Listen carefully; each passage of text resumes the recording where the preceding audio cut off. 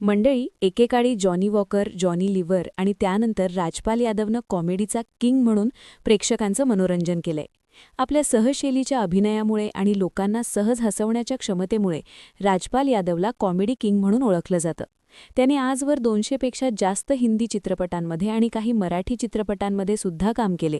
हेराफेरी असो की भुलभुलैया, भागम भाग असो की गरम मसाला यासारख्या अनेक सुपरहिट चित्रपटांमधली राजपाल यादवची भूमिका कायमच लक्षात राहिलीय.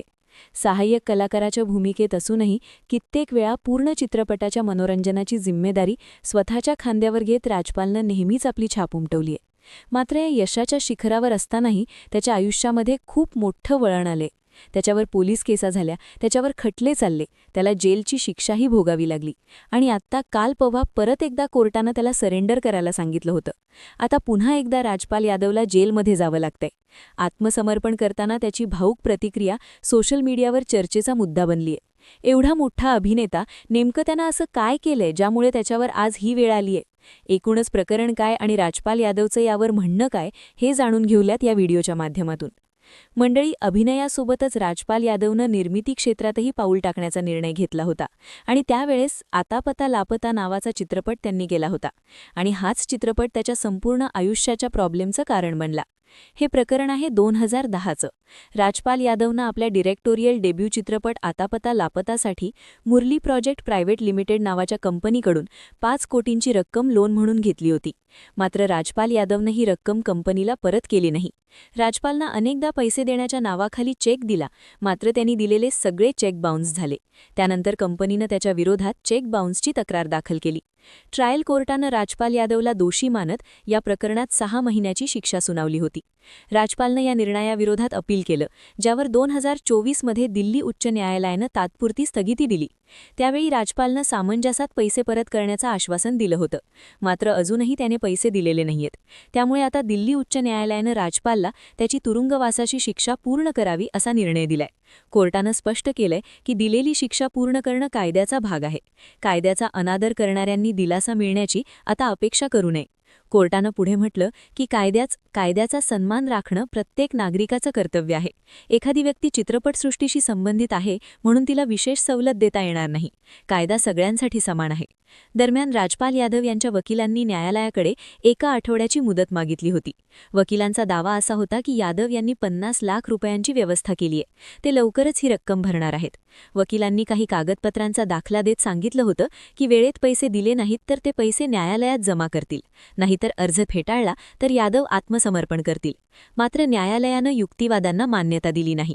त्यामुळे न्यायालयाच्या आदेशानुसार राजपाल यादव यांनी ठरलेल्या वेळेत तिहार तुरुंगात जाऊन आत्मसमर्पण केलं.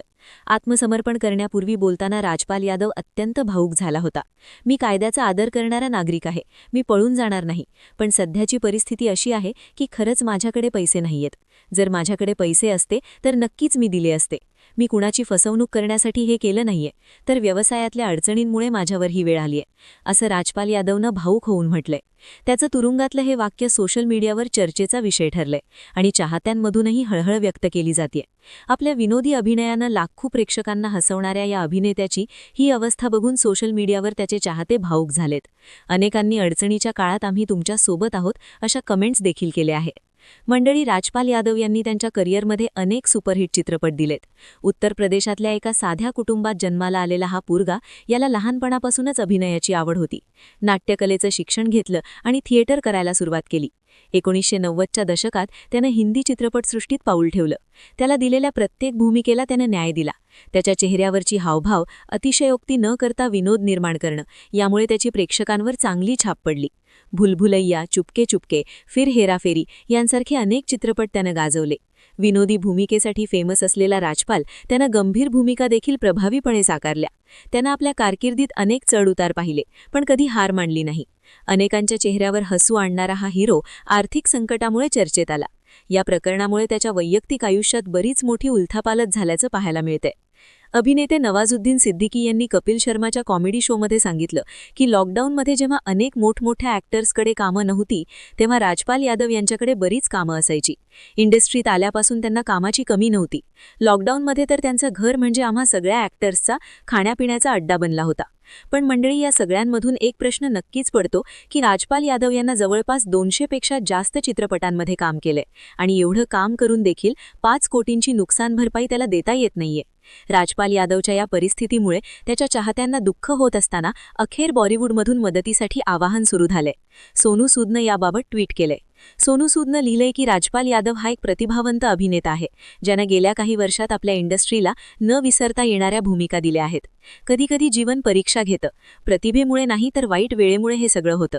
पण तो माझ्या चित्रपटाचा भाग असेल आणि मला वाटते की आपण सगळ्यांनी, निर्माते, दिग्दर्शक आणि सहकाऱ्यांनी एकत्र येण्याची वेळ आलीय.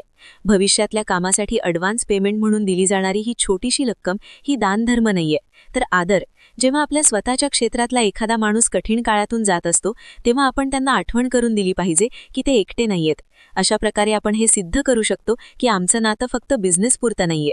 सोनू सूदच्या या निर्णयाचं देखील चाहत्यांकडून सोशल मीडियावर बरंच कौतुक होतंय. बाकी त्याच्या या आवाहनावर पुढाकार घेऊन राजपाल यादवला या परिस्थितीतून बाहेर काढण्यासाठी कोण कोण पुढे येतंय हे बघावं लागणार आहे. बाकी या प्रकरणाबद्दल तुमचं काय मत आहे हे आम्हाला कमेंटमध्ये नक्की सांगा आणि सोबत आपल्या चॅनलला सबस्क्राईब करायला विसरू नका. धन्यवाद.